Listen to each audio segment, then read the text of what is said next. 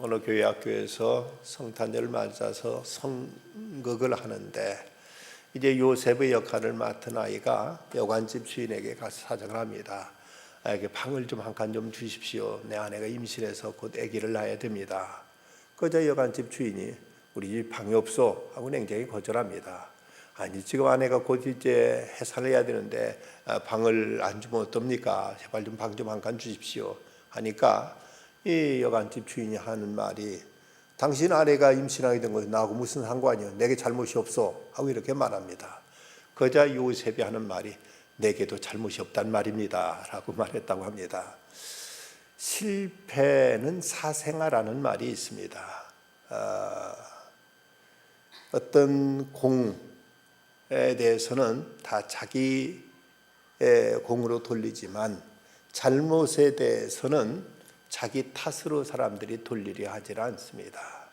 어떤 문제가 터졌으면 이것이 왜 이런 일이 일어났는지 그 원인을 잘 파악하고 이게 올바른 진단을 해야만 그 문제를 해결할 수가 있고 다시는 그런 일이 일어나지 않도록 재발을 방지할 수가 있습니다. 어떤 중병에 걸렸을 때는 큰 병원에 최소한 3군데는 가보라는 이런 말들을 합니다. 무엇보다도 병에 대한 진단이 제대로 돼야만 거기에 대한 이제 처방과 처치가 제대로 되어질 수 있기 때문에 어떤 중병에 걸렸을 때는 작은 병원에서 적당히 해결하려 하지 말고 큰 병원에 가 제대로 모든 시설이 갖춰진 큰 병원에 가서 거기에 대한 진단이 먼저 정확히 나와야만 그 병을 이제 제대로 치료할 수 있다고 이런 얘기들을 우리 한 수를 듣습니다. 어떤 문제가 터졌을 때 그 요인이 어디에 있는지 이걸 바로 우리가 알아야만 거기에 대한 이제 바른 처방과 문제 해결책을 우리는 찾아낼 수가 있는 거죠. 오늘 창세기 38장 말씀은 참 읽기도 민망한 내용들, 참으로 부끄럽고 어떻게 성경에 이런 내용까지 다 기록되어 있을까, 참으로 곤혹스러운 이런 말씀을 우리는 이제 접하게 됩니다. 믿음의 조상이었던 야곱의 아들 유다가 자기 며느리하고 관계를 해서 쌍둥이를 낳았다는 이런 얘기, 또 유다의 아들들의 그 여러 가지 부끄럽고 추한 모습들, 어떻게 성경이 이런 것을 다 기록하고 있는가, 여기에 대해서 참 때로는 어떤 의구심을 갖게 되기도 합니다. 성경은 어떤 사건에 대해서 그걸 미화하거나 호도하지 않습니다. 사실을 사실 그대로 이제 적시하고 거기에 대해서 모든 것을 이제 명백히 밝히고 있는 것이 성경입니다. 성경에 보면 모세의 구스 여인과의 스캔들, 또 다윗이 자기 부하를 죽이고 그 부하의 아내를 자기가 차지하는 이런 내용들, 솔로몬이 숱한 여인들을 이제 저첩으로 거느린 얘기들, 참 부끄럽고 이것이 믿는 사람들의 이야기일까 싶을 정도로 여러 가지 참 썩 좋지 않은 내용도 성경 가감없이 그대로 이제 적나라하게 다 기록하고 있는 것을 보게 됩니다. 이런 걸 통해서 인간의 죄상과 또 그런 가운데도 하나님이 역사하시는 하나님의 선한 섭리와 하나님의 그 은혜의 역사들을 우리에게 그대로 성경은 증거하고 있습니다. 오늘 말씀에서 그 유다가 이렇게까지 실패하게 된 요인이 무엇인가를 우리는 먼저 정확히 찾아내야만 합니다. 그렇지 않다면 성경은 단순한 어떤 이제 여러 가지 스캔들과 부끄러운 어떤 추잡한 이야기들의 어떤 이런 삼류 소설처럼 이렇게 이제 오해할 수 있는 소지가 있기 때문에 이런 문제가 어디서부터 발단이 되었는지, 왜 이런 일이 일어날 수밖에 없었는지를 그 원인을 찾아야 됩니다. 왜 유다가 이런 실패를 했을까? 무엇보다 먼저 그 이유는 그가 믿음의 공동체를 떠난 데서부터 문제가 터지기 시작합니다. 보면 1절 말씀 보면 그 후에 유다가 자기 형제들부터 떠나 내려가서 아둘람 사람 히라와 가까이 하니라고 이렇게 말씀하고 있습니다. 자기 형제들로부터 떠나 내려가서 아둘람 사람 히라와 가까이 했다고 이렇게 기록하고 있습니다.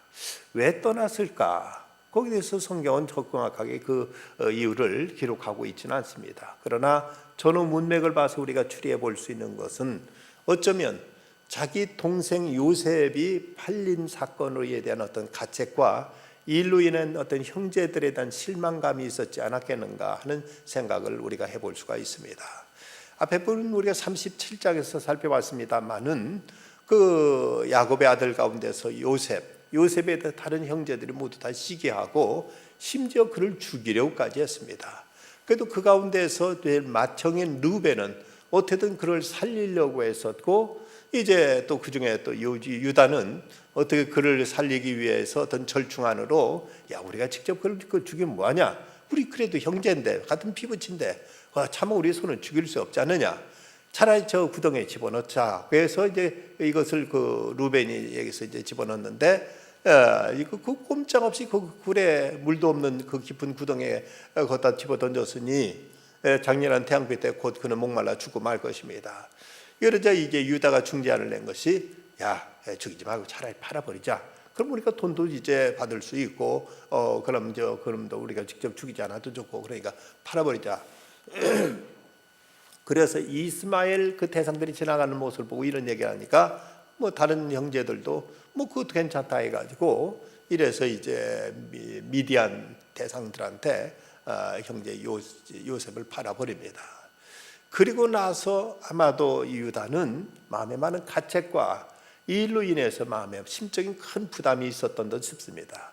특별히 그 형제들 중에 시몬이라든지 네위라든지 이런 그 형제들은 더더욱 이런 문제에 이제 아주 적극적이었고, 아주 이제 이런 일에 있어서 이제 동생에 대한 반감을 가지고 있는 이런 모습 보면서 같은 형제지만 그들에 대해서 어떤 큰 실망감과 그들에 대해 매우 섭섭한 이런 생각을 가졌던지 유다는 형제들로부터 이제 떠나는 것입니다.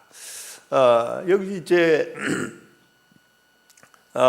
그가 떠나는 이 모습을 그렇게 생각할 수 있는 것은, 유다는 그래도 가족에 대해서 또 아버지에 대해서 나름대로 많이 책임감이 있었고, 아버지에 대해서 많이 그래도 이제 마음을 헤아리고 아버지를 어떻게든 공양하려고 하는 그 아버지 의중을 받으려는 이런 모습이 우리가 그 후에도 이제 41장, 42장에서 찾아볼 수가 있습니다. 먼저 41장에 가보면은 이제 그 가나안 땅에도 이미 흉년이 들어가지고 7년 흉년이 이제 계속되면서 양식이 떨어지니까 한번 그 형제들이 가서 그 요셉한테 가서, 그러니까 애굽에 가가지고 양식을 한번 사왔습니다. 근데 그때 어떻게 너희들 첩자 아니냐, 정탐꾼 아니냐 하고 요셉이 몰아붙이니까, 아닙니다. 우리는 이제 아주 신실한 가정이고 아버지가 계시고 형제가 12인데 그 중에 동생 하나는 이제 이제 죽었고, 그리고 다른 막내 동생은 아버지 집에 있습니다 하고 이렇게 얘기를 하죠. 그러니까 이제 요셉이, 너에게 정말로 동생이 있다면 다음번에 너희들 올 때는 동생을 데려오지 않으면은 내 얼굴 보지 못하리라 하고 이렇게 엄포를 놓습니다. 저들은 옮겹길에 한 마리 이것이 올무가 돼가지고 이제 베냐민을 데리고 가지 않으면은 다시는 양식을 사러 갈 수가 없게 되었습니다.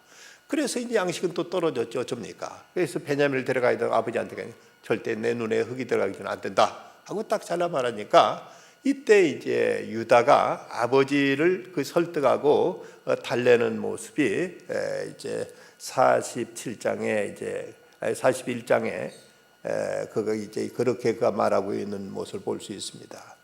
43장 8절을 보면, 유다 그 아버지 이스라엘에게 이르되 저 아이를 나와 함께 보내시면 우리가 곧 가리니, 그러면 우리와 아버지와 우리 어린 아이들이 다 살고 죽지 아니하리다. 내가 그를 위하여 담보가 되오리니 아버지께 내 손에서 그를 찾으소서. 내가 만일 그를 아버지에게 데려다가 아버지 앞에 두지 않으면 내가 영원히 죄를 지리다.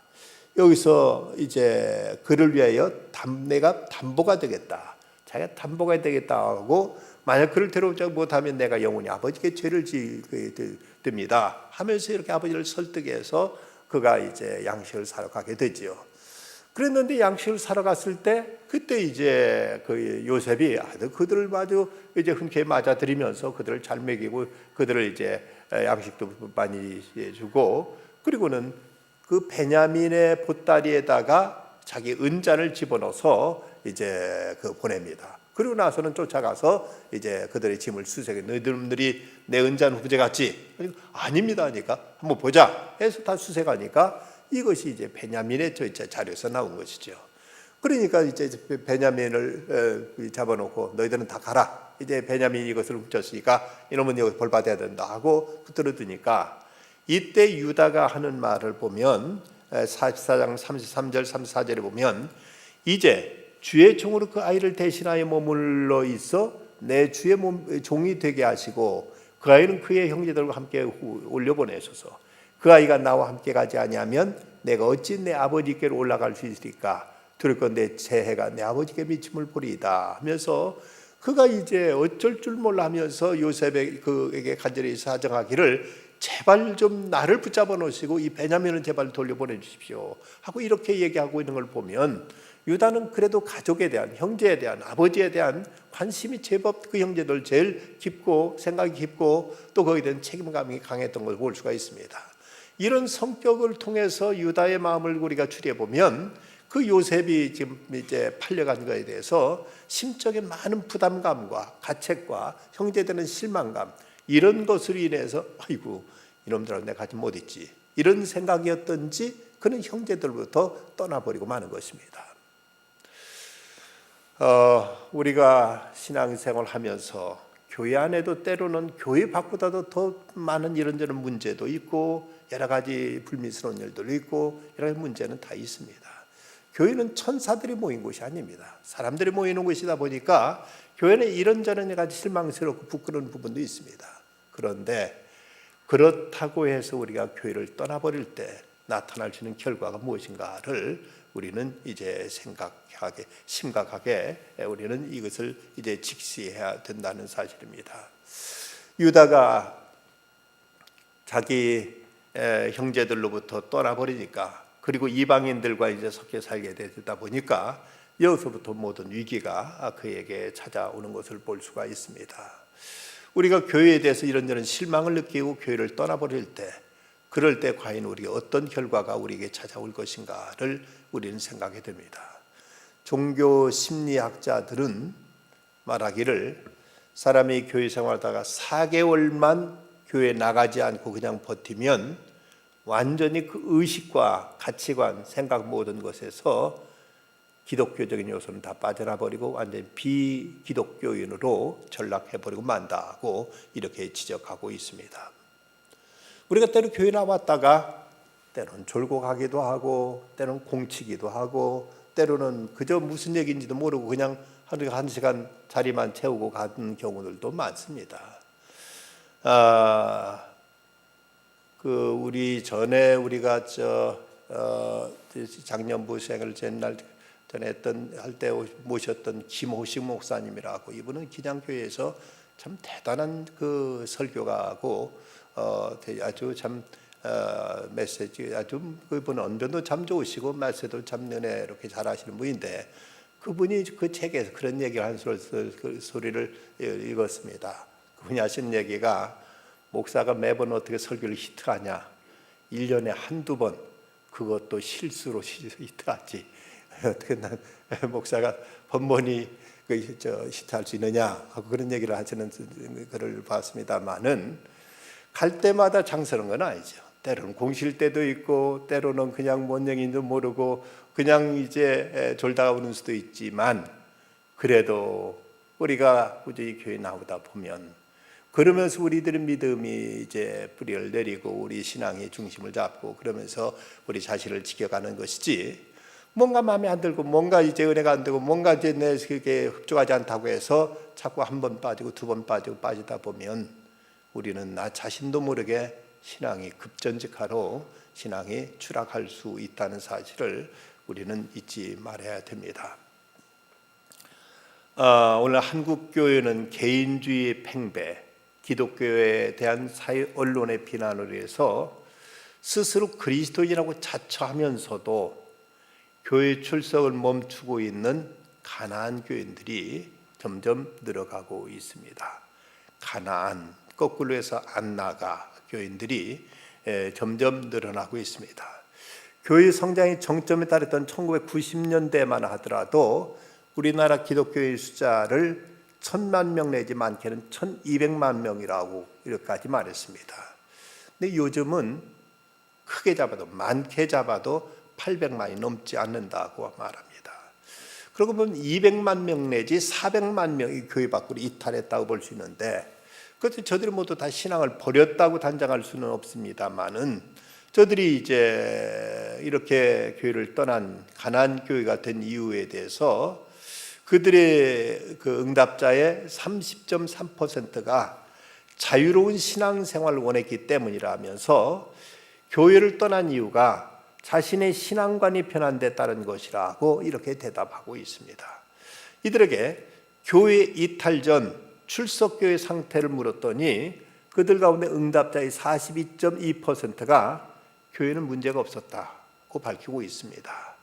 그냥 매이고 싶지 않고 자유롭게 내 스타일로 내 마음대로 이제 믿고 싶어서 굳이 교회 가서 뭐 직분 맡으라, 봉사하라, 뭐 어디 빠지지 말고 나와라, 이런 거 성가시고 이런 거 싫어서 그래서 안 나가고 있을 뿐이라고 이렇게 대답하는 사람이 절반 가까이 되고 있습니다.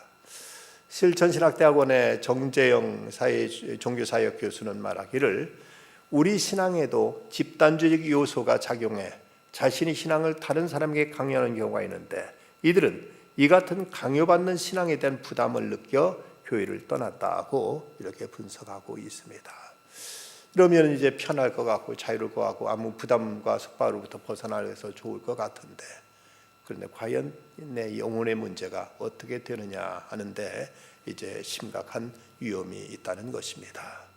어쨌든 우리가 이렇게 나와서 같이 예배드리고 우리가 때로는 이제 뭐 우리에게 크게 와닿지 않더라도 한 시간 말씀을 듣다 보면 어느 때 성령 역사하실 때 그 말씀이 내게 강하게 내게 화살처럼 와서 꼽힐 때가 있고, 또 그러면서 또 우리 믿음이 체질이 이제 교회 중심의 신앙으로 이제 점점 우리가 이제 훈련되어 가면서 우리가 꾸준하게 하나님과 교제 속에서 살아갈 수 있는데, 뭔가 내게 이런 게 매이는 것이 싫어서 훌쩍 떠나버리게 되고 말면 그러게 될 때 과연 우리들의 신앙이 어떻게 되느냐 하는 대단히 위험한 이런 이제 위기를 만날 수가 있다는 사실입니다.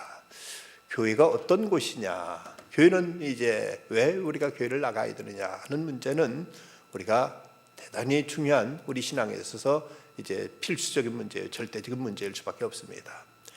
노예 해방이 있기 전 미국 남부에서 있었던 일이라고 합니다. 어느 날 흑인 노예가 예배당에 들어가려고 하는데 백인 한 사람이 달려오더니 가로막으면서 못 들어가게 하는 것입니다. 그냥 그 흑인 백인을 보면서 하는 말이 나으리 저는 예배당 지금 청소하러 온 것입니다 하고 이렇게 이제 말합니다. 근데 백인이 흑인을 이제 우아래 훑어보더니 하는 말이 청소하려면 들어가도 좋아, 하지만 기도를 해서는 절대로 안 돼 하고 말하더라는 것이죠. 흑인을 차별하던 시대 예배당에 청소하러는 들어가도 좋지만 그거 가서 더 기도하면 절대 안 돼 하고 이렇게 말하셨다는 것이죠. 근데 예수님 뭐라고 말씀하셨습니까? 내 집은 만민의 기도하는 집이라 칭함을 받으리라 하지 아니하느냐고 말씀하셨습니다.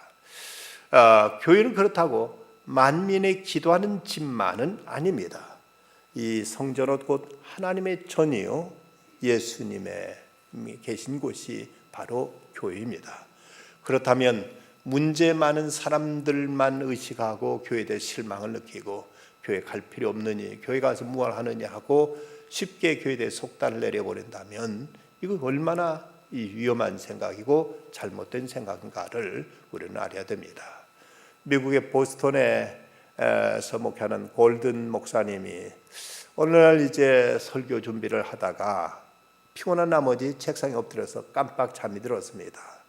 근데 잠깐 잠든 사이에 꿈을 꿨는데 이제 꿈속에서 주일이 되어서 예배를 이제 인도하고 있는데 그 청중 속에 교인 속에 한 30대쯤 되는 남자가 이제 그 눈에 띄길래 자꾸 시선이 걸로 갔습니다.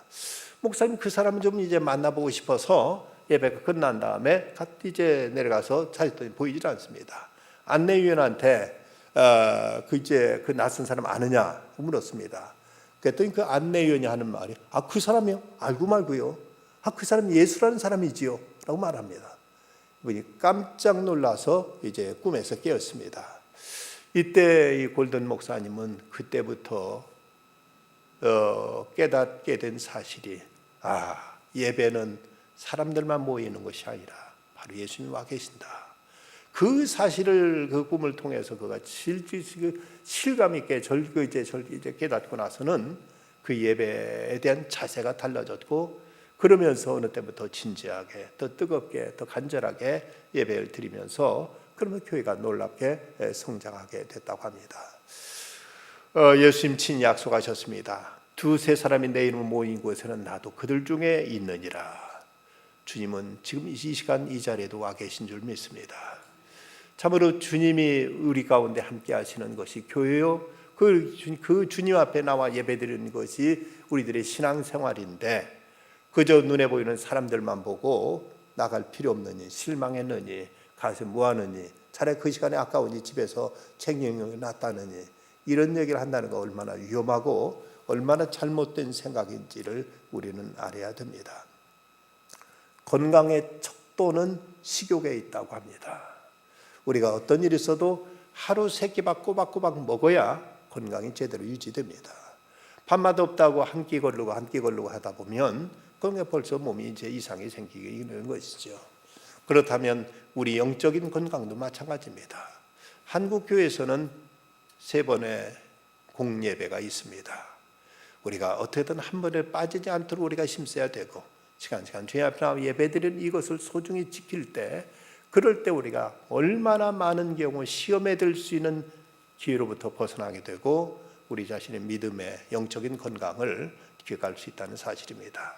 그런데 유다는 자기 딴에는 옳은 생각이었을지 모르고 형제들에 대한 실망 때문에 그랬을지 모르지만, 적어도 그 신앙의 공동체부터 벗어남으로 인해서 그는 무서운 시험에 빠지기 시작하는 것입니다. 그 두 번째 그의 이제 잘못은 이방 여인과 결혼해서 가정을 이뤘다는 것입니다. 본문 2절부터 5절 말씀, 유다가 거기서 가나안 사람 수아라 하는 자의 딸을 보고 그를 데리고 동침하니 그가 임신하여 아들을 낳음에 유다가 그 이름을 에리라 하니라. 그가 다시 임신하여 아들을 낳고 그의 이름을 오난이라 하고 그가 또 다시 아들을 낳고 그 이름을 셀라라 하니라. 그 셀라를 낳을 때 유다는 거십에 있었더라. 유다가 신앙 공동체에서 떠나게 되니까 이제 만나는 사람들은 이방 사람들 만나게 되고, 그러다 보니까 이방 여자 만나서 이방 여자와 결혼을 하게 되는 것이죠. 이제 그가 이제 이방인과 섞여 살다 보니까 그냥 이방인들이 풍속대로 그대로 이제 휩쓸려 버리고 마는 것을 보게 됩니다. 가나안 사람 수아라는 자의 딸을 보고 그를 데리고 동침하니, 유다는 하나님의 성민으로서 이방 여인과 결혼해서 이제 배필로 삼고 이제 반려자로 삼습니다. 이 사건은 이스라엘이 애굽으로 이주하게 되는 그 필연성을 보여주는 내용이라고 성서 주석가들은 이렇게 지적하고 있습니다. 이렇게 이방인들과 아무 문제 없이, 경각심 없이 이렇게 쉽게 통혼하게 되다가 자칫 이스라엘의 정체성을 잃어버리고 완전히 이방인화해버릴 이런 위험이 있었기에 하나님께서는 이제 그들을 뚝 떼다가 애굽 땅의 한쪽에다 딱 가둬놓고 거기서 이제 430년 동안 이스라엘 백성으로서 이제 그들의 순수한 혈통과 그 민족성을 지키도록 하나님께서 저들을 이제 애굽 땅으로 이제 보내신 이유가 바로 여기 있다고 이렇게 지적하고 있습니다. 만약 그러지 않았더라면 완전히 가나안 땅 이방과 섞여서 이방인화 돼버리고 말았을 것이기 때문에 하나님께서 이거 안 되겠다 해서, 그래서 이제 야곱과 그 가족 70명을 요셉의 초청으로 해서 애굽으로 보내시고 고센 땅에서 그들은 이제 430년 동안 200만 명을 불어나는 이런 놀라운 번식이 이루어지게 되는 것입니다. 우리는 가끔 예수 안 믿는 세계가 예수 믿는 세계보다 더 좋다면서 믿음의 공동체를 떠난 사람을 보게 되는데, 어찌 보면 지혜로운 선택이라고 자부할지 모릅니다만은 이건 대단히 어리석은 것이요, 대단히 위험한 것입니다. 특별히 이제 결혼에 있어서 이방 여인과 결혼하는 것에 대해 성경은 엄하게 경계하고 있고, 이에 대해서 준엄하게 이제 하나님은 지금 책망하고 있습니다.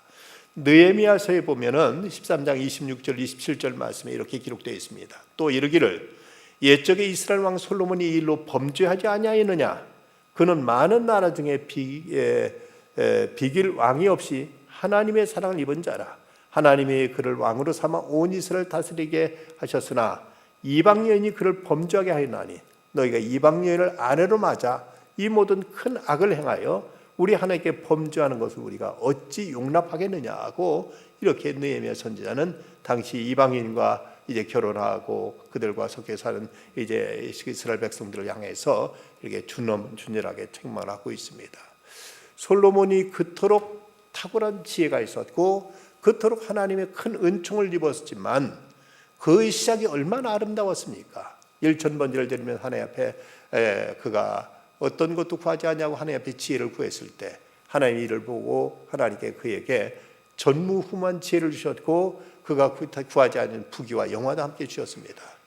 그랬던 솔로몬인데 나중에 그토록 훌륭한 자질과 그 하나님의 그 엄청난 축복을 받고도 그가 고백한 말을 보면 헛되고 헛되며 헛되고 헛되나니 헤아릴 수가 모두가 헛되다 하고 인생을 완전히 그는 탕진해버리고 말았습니다.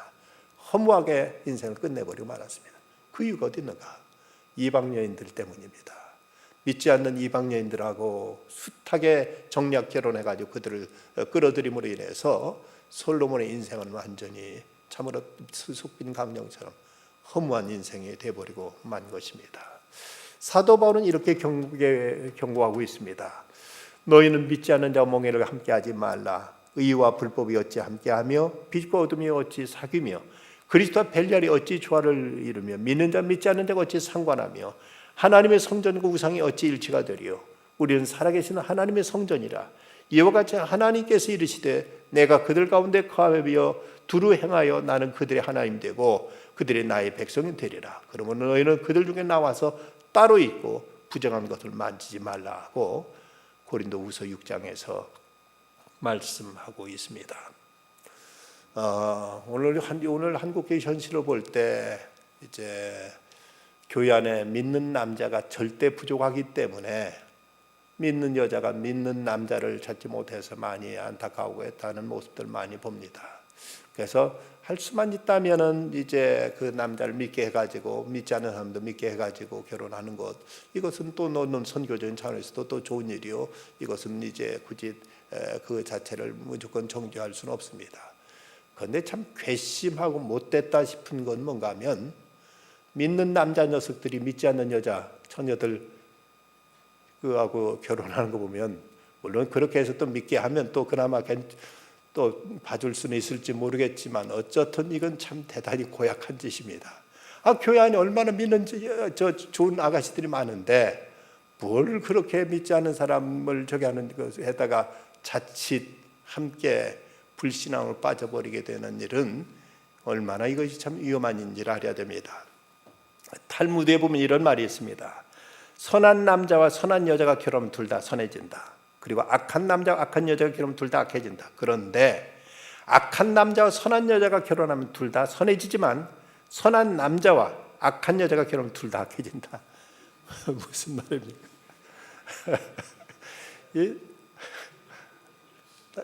남자가 아무리 똑똑 큰 소리 쳐도 여자한테 휘둘리고 여자한테 잡히고 만다는 얘기죠. 그러니까 아무리 착한 남자도 못된 여자 만나면 둘 다 나빠지고 오히려 못된 남자도 착한 여자 만나면 둘 다 착해진다고 이렇게 탈무드에서 얘기하고 있는 걸 보면 여자가 남자로부터 영향을 받는 것보다 남자가 여자로부터 영향받는 것이 훨씬 크다는 사실을 유대인들은 그들의 지혜를 통해서 벌써 간파하고 있습니다. 성경에 보면 남자는 여자의 머리라고 큰 소리 치지만 거기에 대해서 여자들 하는 말은 그럼 우리들이 목이다 목 머리는 목이 움직이는 대로 돌아가지 않느냐 하고 이렇게 얘기하는 것을 보면 남자들 큰 소리 쳐봤자 아무 소용이 없습니다. 영국의 에드워드 왕은 그런 말을 했습니다. 나라를 다스리기는 쉬우나 여자를 다스리기는 정말 어렵다. 여자를 다스리는 건 국가를 다스리는 것보다 더 어렵다고 이렇게 영국의 에드워드 왕이 이렇게 말한 걸 보면 참 이제 얼마나 이게 어려운가. 그러기에 믿지 않는 여자 결혼할 때 자연히 그 영향을 받기가 쉽다는 사실을 알아야 됩니다. 빌리 그레엄 목사님은 뭐라고 말했는가 하면 불신자와 결혼을 가리켜서 마귀를 장인으로 모시는 격이다 하고까지 말했습니다. 믿지 않는 여자와 결혼하게 되면 마귀를 장인으로 모시는 격이라고까지 말할 정도로 이렇게 이제 경계를 하고 있습니다. 전라북도 김제 가면은 유명한 기역자 교회, 금산 교회가 있는데 그 교회 그 조덕삼 그 장로와 이자익 목사의 그 아름다운 이야기도 언젠가 제가 말씀드린 적이 있죠. 자기 집 마부였던 이자익이 교회에서 같이 교회 나왔는데 이 양반인 장로 이 사람이 이제 그 장로가 됐을 때 조덕삼 장로 되기 전에 둘 다 장로 투표를 했는데 이자익은 마부 출신 마부인 이자익은 장로가 되고 조덕삼은 떨어졌는데 이 조덕삼이 자기가 양반이고 주인인데도 불구하고 이자익이 정말로 장로감이라고 이분이 훌륭한 장로라고 나에게는 그럴 만한 일인지 제가 못 된다고 이자익을 자기 집 마부를 깍듯하게 교회에서 이제 장로를 받들어서 그리고 이제 받들다가 나중에 신학교 보내가지고 그 신학교에 평양신학교를 졸업시킨 다음에 자기네 교회에 또 초청해가지고 목사님으로 잘 받들어 모셨던 유명한 이제 그 김제 금산교회 얘기가 있습니다. 그런데 그 김제 금산교회의 그 당시 당회록에 보면 어떤 내용이 나오는가 하면 불신자와 결혼한 자 암흑의 출교, 도박한 자 암흑의 출교라는 글이 나올 정도입니다. 불신자와 결혼한 것을 출교시킬 정도로 엄격했고 그것이 그 당시 초대 그 당시 우리나라 선교 초기니까 믿는 사람이 얼마나 있었겠습니까만은 그럼에도 이렇게 단호할 정도로 그렇게 이제 가르쳤던 걸 보면 우리나라 선교 초기에 이만큼 이제 분명하게 가르쳤기에 교회가 여기까지 성장해 나올 수 있었던 것이 아닌가 싶습니다.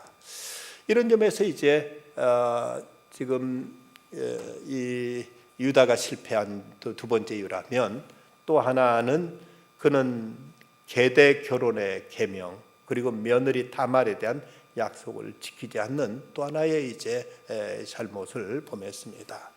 계대 결혼이란 상속인이 없이 죽은 형제의 대를 이어주기 위해서 죽은 자의 형제나 그 친척이 그 처와 결혼해 가지고 아들을 낳아주는 관습으로서 이것을 수혼, 형수와 결혼한다고 해서 수혼이라고도 이제 부르기도 했습니다. 이 제도의 목적은 자식 없이 불쌍해 죽은 형제의 가문을 일으켜 세우고 그 가족과 이름을 기억하고 보존하기 위한 이런 이제 의도로 이런 계대 결혼이 이제 그 이스라엘 속에 이제 전통으로 이어져 왔고 신명기 25장 5절 6절 보면 형제들이 함께 사는데 그중 하나가 죽고 아들이 없거든 그 죽은 자의 아내는 나가서 타인에게 시가지 말 것이요 그의 남편의 형제가 그에게 들어가서 그를 맞이하여 아내로 삼아 그의 남편의 형제된 의무를 그에게 다 행할 것이요 그 여인 낳은 첫 아들이 그 죽은 형제의 이름을 잊게 하여 그 이름이 이스라엘 중에 끊어지지 않게 할 것이니라고 이렇게 말씀하고 있습니다. 그런데 유다는 아들 셋을 낳는데 엘과 오난과 셀라인데 엘은 이제 애를 결혼을 시켰는데 그 다말이란 이제 그 이방여이죠. 다말이를 이면으로 삼았습니다만은 그런데 엘이 하나님 앞에 악하해서 하나님 그를 이제 하나님 그를 이제 데려가셨습니다.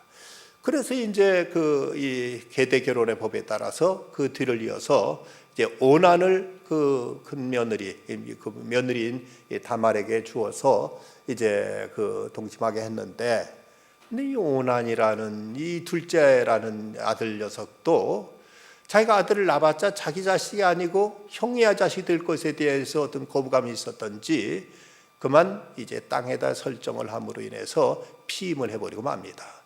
그러자 이것도 이제 하나님 보시기에 악해서 그를 죽이셨다고 성경에 기록하고 있습니다. 여기서 이제 유래돼서 온당치 못한 성교나 수음 혹은 피임이라는 뜻한 말로 오나니즘이라는 말이 여기서 나오게 됩니다. 오난이 이런 일을 저질러 했다. 오나니즘이란 말이 이런 이제 그 어원이 되었습니다. 그래서 이제 하나님께서 오난도 이제 쳐서 죽게 되고 말죠.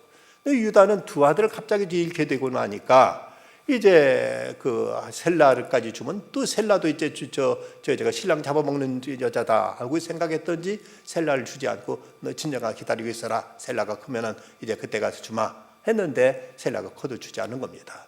그러자 이 다말이 자기 시아버지 유다가 자기 아내 이방 여인하고 결혼했던 그 아내가 죽으니까 이제 위로를 받은 다음에 딥나의 양을 치러 갔다가 양털 깎으러 갔다가 이제 거기서 이 다말이 창녀처럼 노을을 쓰고 나와서 이제 유다를 유혹했죠. 그러니까 이제 그 유다가 다말에게 들어가서 자식을 낳게 되죠. 그 아들이 베레스와 세라를 낳게 됩니다. 참으로 부끄러운 일이고 있을 수 없는 일인데 나중에 이제 이래서 유다가 그걸 이제 사람 들리는 소문에 네 며느리가 뭐 창녀지 돼 가지고 임신했단다 하니까 그 얘기를 듣고는 유다가 벌컥 화를 내면서 이런 일이 못된 여자가 있냐 하면 당장 불태워 죽이라 하고 이렇게 말합니다. 이 모습을 보면 이것이 저희 사람들의 정의감이라는 거죠. 딴에는 제법 지금 자기는 의로운데 이렇게 큰 소리 치고 있는데 자기가 그 일에 이제 주범인데 이제 자기가 관계 없는 양, 자기가 상관없는 양 벌컥 화를 내면서 이런 이제 못된 여자가 있느냐, 당장 불태워 죽이라고 이렇게 이제 호통을 칩니다. 그런데 이제 이 다말이 그때 약조물로 받았던 도장과 그 끈과 그리고 지팡이를 내비니까 이때 유다가 깜짝 놀라면서 네가 나보다 옳도다 하면서 이제 모든 걸 받아들이게 됩니다. 그리고는 다시 다말과 동침하지 않았다고 성경에 기록하고 있습니다. 참 부끄러운 일들, 여러 가지 참 수치스럽고 치욕스러운 일들이 계속됩니다만은 그러나 하나님의 섭리는 참 놀랍습니다.